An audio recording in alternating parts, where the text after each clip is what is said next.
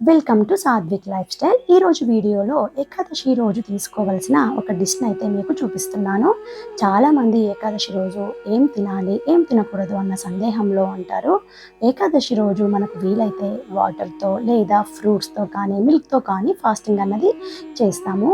చాలామందికి ఈ విధంగా ఫాస్టింగ్ చేయడానికి శరీరం సహకరించదు. అలాంటి వారు ఏకాదశి రోజు ధాన్యం మినహాయించి మిగతా పదార్థాలను తీసుకోవచ్చు. ధాన్యం అంటే ఇక్కడ బియ్యం, పప్పులు కూడా అన్నీ ఇందులో వస్తాయి.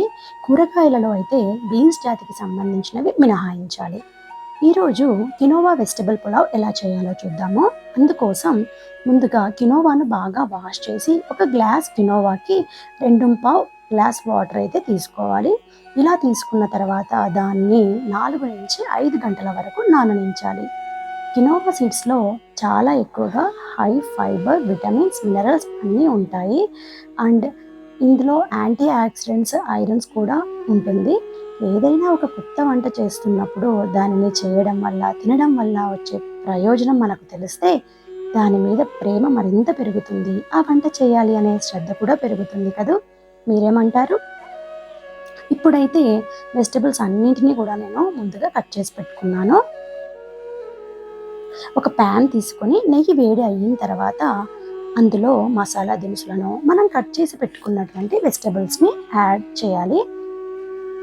వెజిటబుల్స్ అన్నింటినీ కూడా కాస్త మగ్గించుకోవాలి. కాస్త మగ్గిన తర్వాత అందులో అల్లం పేస్ట్ని వేయాలి. గార్లిక్ అన్నది కంప్లీట్గా అవాయిడ్ చేయాలండి.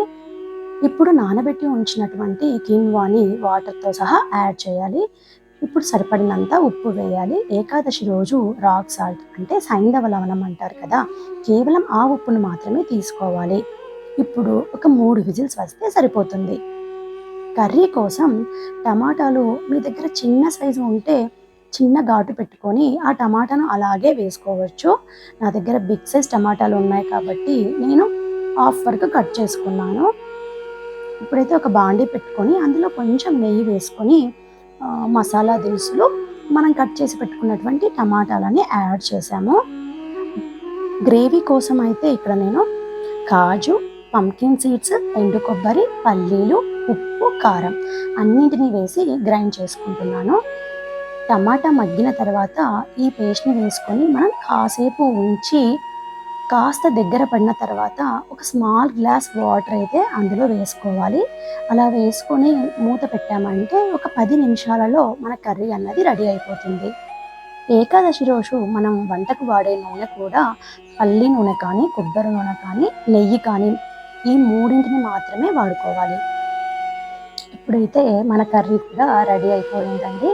అలాగే కుక్కర్ కూడా ప్రెజర్ అంతా పోయింది. చూసారా, కీన్వా రైస్ కూడా చాలా బాగా కుక్ అయిపోయింది. ఈ రకంగా మనం మెజర్మెంట్స్తో చేసుకున్నామంటే కీన్వా చాలా పొడి పొడిగా వస్తుంది.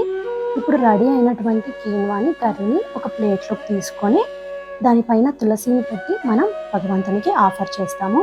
ఆఫర్ చేసిన తర్వాత అది ప్రసాదంగా మారుతుంది. ఆ ప్రసాదాన్ని మీరు స్వీకరించండి. ఇంకో మంచి వీడియోతో మళ్ళీ కలుస్తాను. ఈ వీడియో మీకు నచ్చినట్లయితే please like, share and subscribe my channel.